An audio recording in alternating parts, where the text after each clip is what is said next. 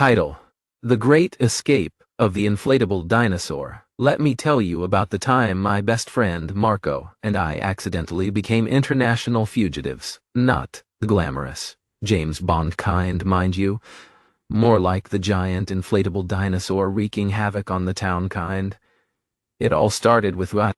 A bachelor party gone, well, let's just say a little too wild.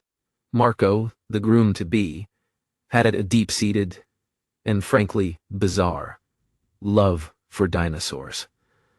So, naturally, his best men, including yours truly, decided to surprise him with a giant inflatable T-Rex costume. Picture this.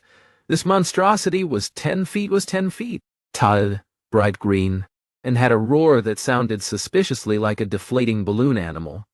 Hilarious, right?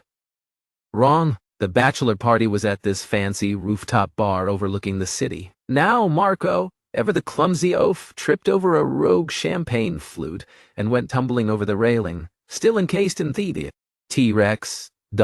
We all watched in horror as he bounced, yes, bounced, off a few awnings before landing with a dramatic, and thankfully unharmed, thud in the back of a beat-up pickup truck.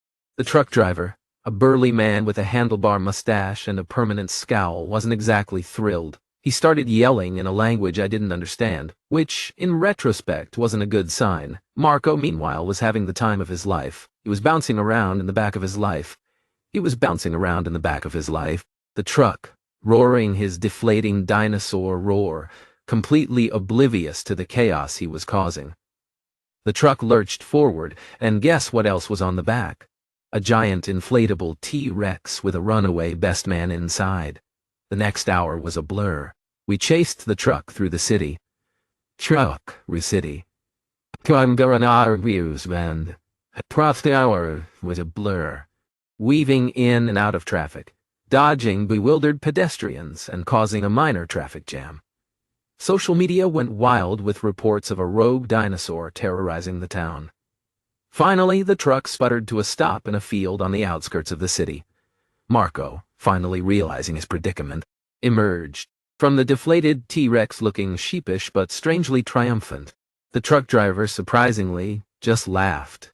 Turns out, he was a huge dinosaur fan and thought the whole thing was hilarious. He even snapped a picture of us with his phone, which Marco, in a moment of inflatable dinosaur-induced genius, used to buy himself a beer with a roar and a comically oversized thumbs up. We eventually got a ride back to the bar, minus the T-Rex, which the truck driver kept as a souvenir.